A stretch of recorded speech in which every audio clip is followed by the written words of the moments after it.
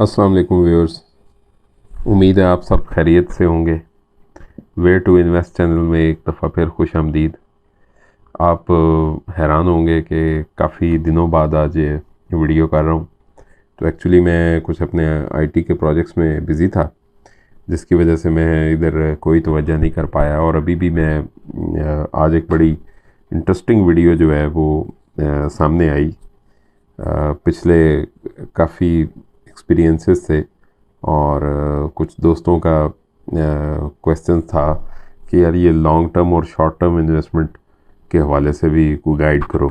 वैसे तो आप सारे काफ़ी फेमिलियर हैं, मतलब ये चीज़ें किस तरह से ऑपरेट कर रही होती हैं। लेकिन ये कि आज मैंने सोचा कि आपके लिए एक जो लोग नहीं इस चीज़ को जानते या समझते हैं तो उनके लिए एक जो है वो वीडियो कर दी जाए। तो बेसिकली ये जो मेरी वीडियो है ये एक्चुअली इसको ये टाइटल देना भी गलत ना होगा कि धोखे से कैसे बचा जाए, या इसको दूसरे लफ्ज़ों में ये कह लेना चाहिए कि हम जब एक रियल स्टेट में एक इन्वेस्टमेंट का डिसीजन करने जा रहे होते हैं तो हमें रियल स्टेट का अपना और सारे हालात व वाक़यात का एनालिसिस कैसे करना चाहिए या मुहासबा कैसे करना चाहिए। हमें पता होना चाहिए कि हम क्या करने जा रहे हैं, उसके क्या प्रोज हैं, क्या कॉन्स हैं, पॉजिटिव नेगेटिव, रिस्क एपिटाइट, ये इन सारी चीज़ों को पता होना चाहिए। और जब हमें इन सारी चीज़ों का पता एक्चुअली में होता है तो फिर हम कोई अच्छा डिसीजन ले पाते हैं।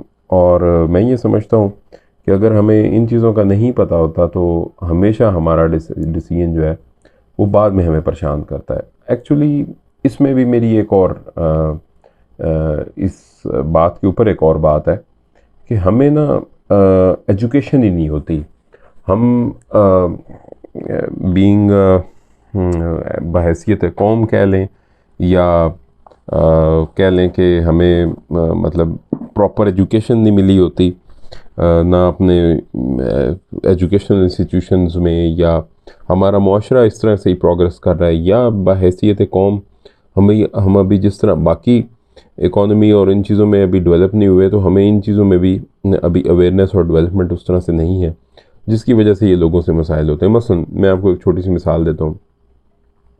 लोग फ़ाइल ले बैठते हैं और कुछ अरसे बाद जो है ना उनका सबसे बड़ा ये शिकवा होता है, यार मैंने तो फ़ाइल ली, अब तो ये कहीं पे पहुँच जानी चाहिए थी, तो अभी तक ये वहीं की वहीं है या माइनस में है, तो ये क्या हुआ, ठीक है तो इसके बड़े क्यों नहीं। एक्चुअली हमारे इर्द गिर्द आगे पीछे रियल इस्टेट के एड्स और ये प्रमोशंस, इतनी बम्बार्डमेंट होती है इन चीज़ों की, और इतना इनको हाई करके दिखाया जाता है कि हम भूल जाते हैं कि इसके एक्चुअल प्रोज एंड कॉन्स क्या हैं। ठीक है, डेवलपमेंट के और इस तरह की वीडियोज़ और इस तरह दिखाई जाती हैं कि पता नहीं एकदम में क्या होने वाला है। नो डाउट कि पिछले सालों में डेवलपमेंट हुई भी बहुत ज़्यादा है। बड़ी सोसाइटीज़, बड़े टाउन्स आए हैं और उन्होंने डेवलपमेंट की है, और उनका रेट्स भी अपने जो इन्वेस्टर्स हैं उनके लिए प्रॉफिट मार्जिन अच्छे आए हैं। बट ये हर जगह पे ये सिनेरियो नहीं चल रहा होता। पिछले दिनों एक मेरे दोस्त से बातचीत हो रही थी ऐसे ही, वो बताने लगे मुझे मुल्तान और फैसलाबाद का मार्केट के हवाले से कि जी इतने लाख से हमने मरला लिया और इतना बढ़ गया ये वो सारा, तो आप मुझे ऐसा करें कि इधर कोई गाइड करें कि मैं कहाँ पे कुछ मैं फ़ाइल्स उठा लूँ और उसकी किस्तें अदा करने से पहले पहले या ड्यूरिंग दी इंस्टॉलमेंट प्लान्स, तो वो मुझे कुछ पैसे मिल जाएं, अच्छा उस पर प्रॉफिट आ जाए तो मैं उनको निकाल दूँ। वो फिर मुझे मिसाल देने लगे फैसल हिल की कि जी फैसल हिल में आप देखें कुछ अर्सा पहले इसी तरह फ़ाइलें आई और उनकी डाउन पेमेंट थी और फिर वो बढ़ गई, और अभी जो रिसेंटली फैसल हिल की फ़ाइलें थी डी ब्लॉक की, उसके वजह से भी उनकी एग्जैक्टली यही परसेप्शन थी। तो हमारी एक बड़ी एक हेल्दी डिस्कशन जो है वो चलती रही। तो मैंने फिर सोचा कि यार मैं क्यों ना अपने व्यूअर्स को, अपने चैनल के सब्सक्राइबर्स के लिए एक बड़ी अवेयरनेस वाली एक वीडियो लेके आऊँ। उम्मीद है आपको अगर ये वीडियो मेरी पसंद आए तो मुझे कमेंट्स में ज़रूर बताएं, और आप के शहर में रियल इस्टेट किस तरह से चल रही है तो कमेंट्स में हमें ज़रूर बताएं। मैं भी आपके सामने थोड़ा सा हाल अहवाल इस्लामाबाद के और जो एक जर्नल जैसे लाहौर, सियालकोट, गुजरांवाला या मुल्तान और पेशावर और इन शहरों में बाकियों में चल रहा होता है, कराची में चल रहा होता है। तो मैं उसके हवाले से मतलब एक थोड़ा सा कंपैरिजन दूंगा, क्योंकि बीइंग कैपिटल सिटी यहाँ पे लोगों का बड़ा दिल होता है कि यहाँ पे हम इन्वेस्टमेंट करें। तो सबसे पहले मैं आपको बताता हूँ कि रिस्क एपिटाइट, ठीक है, और इन्वेस्टमेंट डिसीजन, इसके हवाले से हम थोड़ी सी बात कर लेते हैं। देखें, मैंने जैसे बात की एजुकेशन के हवाले से कि हमें हमें एजुकेशन ही नहीं होती, मैं उसी हवाले से आपको थोड़ा सा बताता जाऊँ कि रिस्क एपिटाइट क्या है। देखिए, रिस्क एपिटाइट से मुराद मेरी वो कैपेसिटी है कि मैं कितना जो है अपनी पैसे को या अपने इन्वेस्टमेंट की अमाउंट को दाव पे लगा सकता हूँ कि ये डूब जाए तो मुझे कोई फ़र्क नहीं पड़ेगा, ठीक है, या इसके साथ किस लेवल का मैं रिस्क जो है वो बर्दाश्त कर सकता हूँ, ठीक है। ये इसको एपिटाइट कहते हैं कि मेरी बर्दाश्त कितनी है, क़ुव्वत बर्दाश्त रिस्क को एब्ज़ॉर्ब करने की। क्या मैं अगर 10 लाख रुपए लगा रहा हूँ तो क्या मैं 10 सारे का सारा डूब जाए मुझे कोई फ़र्क नहीं पड़ता, या मैं 1 रुपया भी मेरा इधर से उधर हुआ तो मुझे कुछ हो जाएगा, मतलब मेरा एप्टीट्यूड कैसा है। तो इसको बेसिकली रिस्क एपिटाइट कहते हैं, और इसी की बुनियाद के ऊपर ही इन्वेस्टमेंट डिसीजन किया जाता है। देखें, मैं अक्सर जो बुक्स पढ़ रहा होता हूँ रियल इस्टेट इन्वेस्टमेंट के ऊपर, सबसे ज़्यादा मैंने रॉबर्ट कियोसाकी को और जिग ज़ैगलर को पढ़ा है। फिर इसी तरह मैंने और भी कुछ हैं बुक्स जो कि वक्तन मेरी नज़र से गुजरती रहती हैं।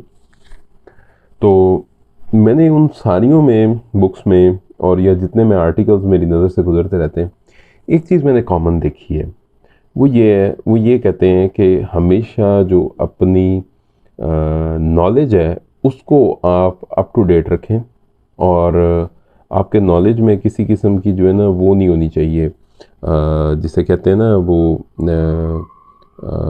कम मतलब कम नॉलेज जो है ना वो जैसे डेंजरस होता है, उसको क्या जो भी हम एक वो कहते हैं एक नॉर्म है हमारी बनी हुई। तो मतलब ये है कि पूरा इल्म जो है ना वही कामिल होता है, कम उसमें या कोई भी कमी बेशी जो है ना तो वो नुकसान देती है। तो ये हमेशा मैंने देखा है इन सारे आर्टिकल्स या बुक्स में, या बड़े जो लोग हैं उनकी डिस्कशंस में, टॉक्स में, ये चीज़ कॉमन होती है। तो अब बेसिकली जब मैं बात करता हूँ कि रिस्क एपिटाइट और इन्वेस्टमेंट डिसीजन कैसे होना चाहिए, तो उसमें इन्वेस्टमेंट डिसीजन हमारा ना, जैसे ही मैं समझता हूँ मेरे पास एक कैपिटल अमाउंट है, ठीक है जी, अब मैंने उसके ऊपर इन्वेस्टमेंट डिसीजन लेना है, तो उस इन्वेस्टमेंट डिसीजन के लिए मुझे दो बातें सोचनी है।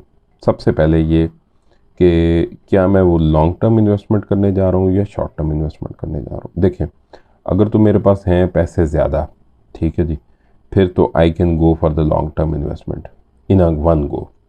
ये भी मैं कर सकता हूँ कि पैसे ज़्यादा हैं तो शॉर्ट टर्म इन्वेस्टमेंट की मैं मतलब 6 फाइलें ले लूँ, 10 फाइलें ले लूँ, इस तरह भी मैं चल सकता हूँ, ठीक है। बट लॉन्ग टर्म अगर मेरे पास पैसे ज़्यादा हैं तो मेरे लिए बेहतर क्या है और क्या नहीं बेहतर, और अगर थोड़े पैसे हैं तो क्या बेहतर है क्या नहीं बेहतर। तो दोनों हवालों से लॉन्ग टर्म और शॉर्ट टर्म के हम अलग प्रोज एंड कॉन्स डिस्कस कर लेते हैं, ठीक है जी। सबसे पहले मैं लॉन्ग टर्म इन्वेस्टमेंट की बात करता हूँ। तो लॉन्ग टर्म इन्वेस्टमेंट के जो प्रोज हैं वो देखें, सबसे पहले तो ये सेफ़ है, ठीक है जी। आपको पता होता है कि प्रॉपर्टी का एनओसी क्लियर है, प्रॉपर्टी की लीगल वैल्यू और इसकी ड्यू डिलीजेंस सब मामलात ओके हैं।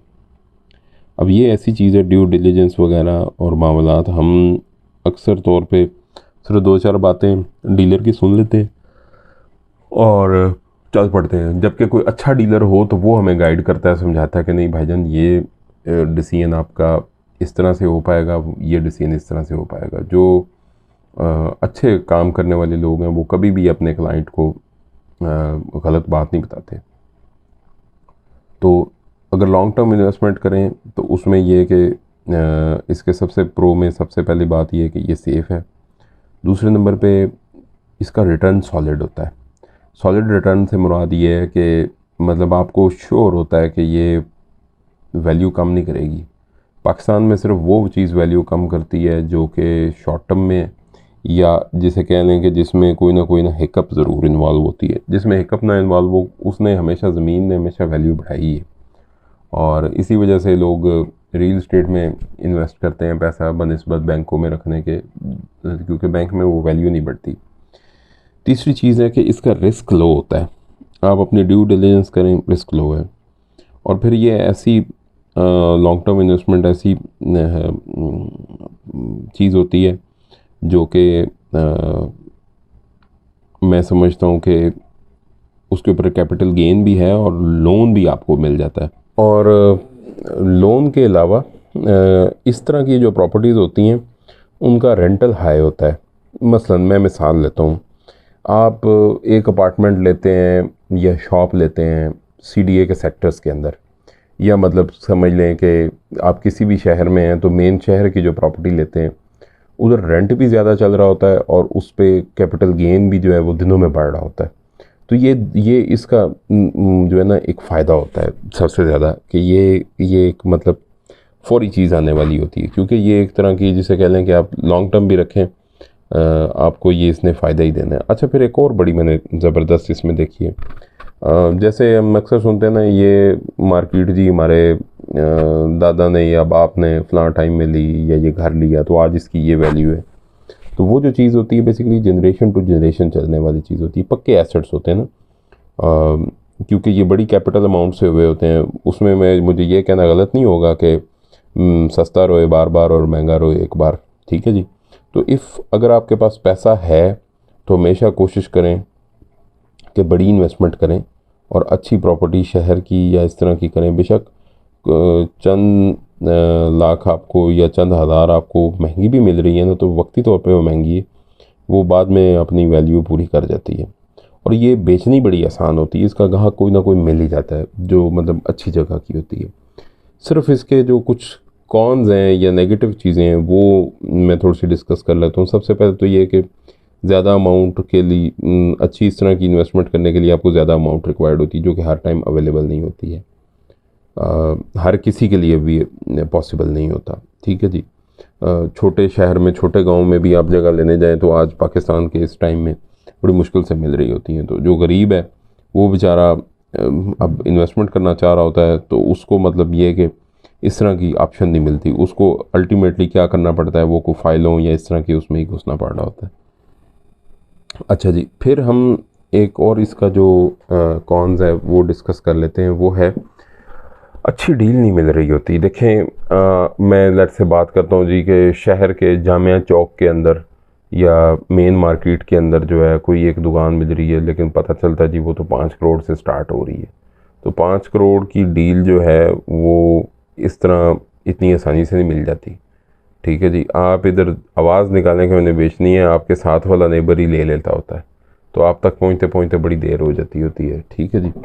फिर यह है कि मार्केट की सैचुरेशन को भी अंडरस्टैंड करना चाहिए, क्योंकि मार्केट सैचुरेट हुई होती है तो इसमें मतलब रेंटल तो बढ़ सकता है, लेकिन हो सकता है कैपिटल गेन पे उस तरह फ़ायदा ना आए जितना कि किसी और में आ सकता है। अच्छा, फिर इसमें ये भी होता है कि आप अगर ट्रेडिंग में घुसते हैं ना इस तरह की प्रॉपर्टी की, तो ट्रेडिंग में बाज़ दफ़ा इसके मार्जिन लो भी हो सकते हैं, ठीक है जी, क्योंकि ये एक बड़ा एसेट होता है। तो उसमें यह है कि बाद सिचुएशन में लो भी हो सकते हैं और बाद में बड़े अच्छे भी जा रहे होते हैं, जबकि क्योंकि यहाँ पे डेवलपमेंट कोई नहीं ना हो रही होती। सबसे मेन इंपॉर्टेंट चीज़ होती है डेवलपमेंट इस सारे में नुक्ता नज़र में देखने के लिए। अच्छा, फिर एक और चीज़ इसमें एक और बड़ी कॉमन देखने में आई है।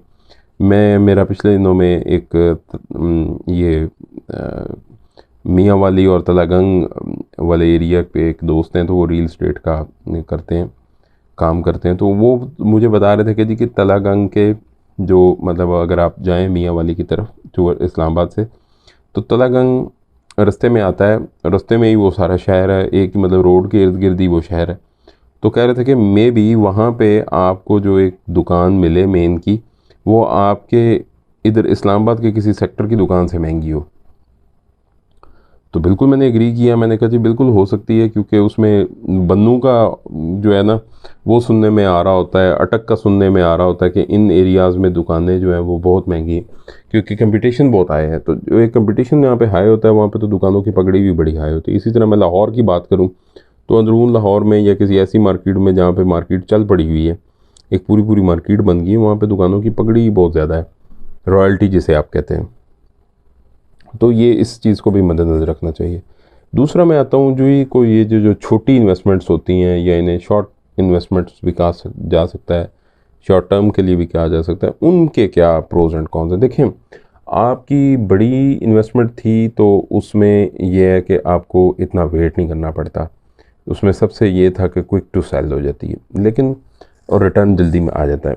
लेकिन जो होती है ना छोटे अमाउंट वाली, लेट्स से कोई फ़ाइल आपने ले ली, तो उसमें आपको यू हैव टू वेट। अच्छा, फ़ाइल लेने से पहले भी मैं एक और वीडियो भी करूँगा, अगर ये मेरी वीडियो बहुत लंबी ना हो जाए, बोरिंग ना हो जाए आप लोगों के लिए, कि फ़ाइल लेने से पहले मतलब किन चीज़ों का ख्याल रखना चाहिए। तो इन शॉर्ट बता देता हूँ कि डेवलपमेंट को ज़रूर देखें, लीगलिटी को ज़रूर देखें, ड्यू डिलिजेंस करें सोसाइटी की, पास्ट उनका क्या रहा है लोगों के साथ, हिस्ट्री क्या रही है वो ज़रूर चेक करें मार्केट से, फिर डिसीजन लें।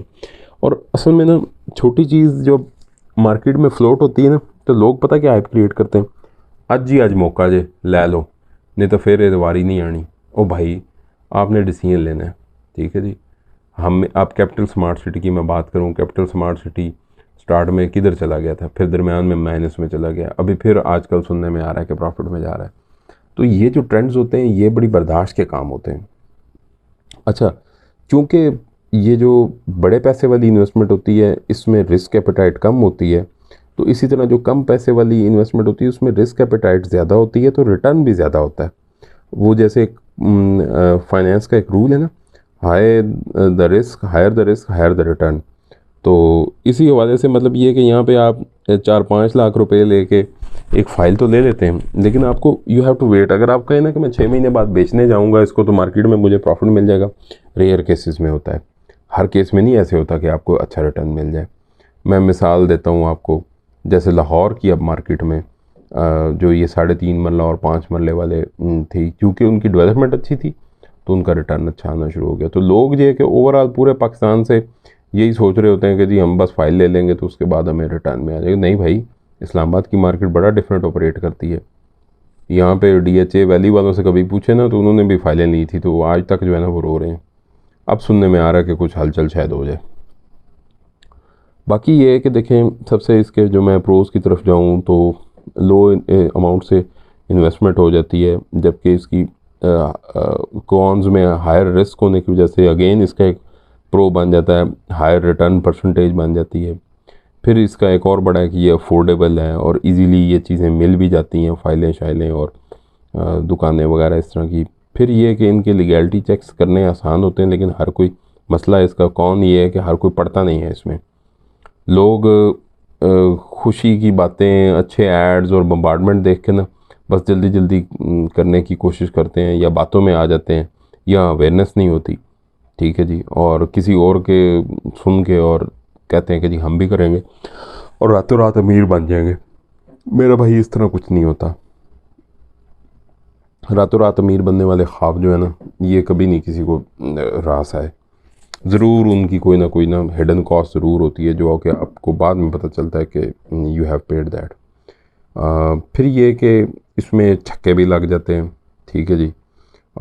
ये इसका है कि बिकॉज़ इसमें आप, ज़ाहिर बात है, जब हाई रिस्क वाली चीज़ होती है उस पर कोई डेवलपमेंट ऐसी आ गई या उसको कोई इंटरचेंज ऐसा मिल गया तो उस पर यह कि छक्का लग जाता है। इनका एक ये होता है कि लेट्स से एक प्लॉट है, आप लेते हैं डाउन पेमेंट पे, फाइल है, प्लॉट बन गया, आपका नंबर लग गया और बैलेटिंग हो गई, DHA की जैसे मैं मिसाल ले लूँ या कोई और सोसाइटी की ले लें, तो उससे ये तो होता है कि आपकी बैलेटिंग वगैरह से हाई आपको उसके ऊपर रिटर्न सम टाइम आ जाता होता है। लेकिन इस तरह की प्रॉपर्टी के ऊपर आप रेंटल जल्दी, चाहे वो दुकान है या अपार्टमेंट बिल्डिंग है, जल्दी रेंटल ना एक्सपेक्ट करें। देखें, एक रेंट अपार्टमेंट आपका B17 या फैसल टाउन टाइप सोसाइटी में, तो उधर उसका रेंट जो है वो कम होगा, वैल्यू में भी 4 साल में डबल हो जाए। जबकि यही आपका एक अपार्टमेंट F10 F11 या इन एरियाज़ में है तो वहाँ पे रेंट ज़्यादा होगा लेकिन वैल्यू शायद इतनी तेज़ी से ना बढ़े, ठीक है। तो क्योंकि वहाँ पे रेंटल में आप सारा निकाल रहे होते हैं, so you have to plan कि आपने बेसिकली किस तरह की इन्वेस्टमेंट करनी है और क्या है। और इसके कॉन्स में मैं अगर जाऊँ, लोनिंग मुश्किल होती है, रेंटल का मैं बता चुका हूँ, लीगलिटी चेक्स जो है ना हम करते नहीं हैं।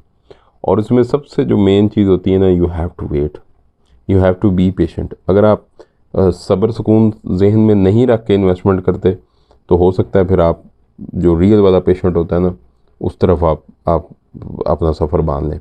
तो इसलिए मैं ये आपको कहूँगा कि कभी भी फ़ाइल लेने जा रहे हैं, छोटी इन्वेस्टमेंट करने जा रहे हैं, सब्र सुकून हौसला अपने साथ लेके चलें। अगर इन चीज़ों का दामन आपने नहीं साथ अपने में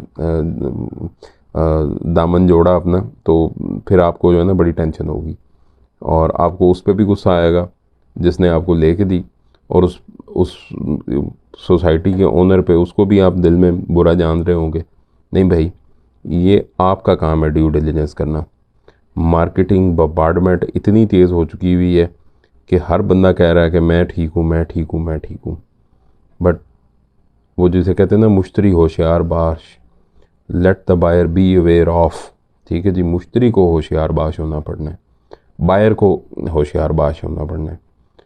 तो इसलिए मेरी आपसे ये गुजारिश है, चैनल के साथ जुड़े रहें। कमेंट्स में हमें ज़रूर मेंशन कीजिएगा आपको ये वीडियो कैसी लगी, और अगर आप कोई राय देना चाहें इसके हवाले से तो ज़रूर हमें कमेंट्स में मेंशन करें। वेयर टू इन्वेस्ट की तरफ से अल्लाह हाफ़िज़।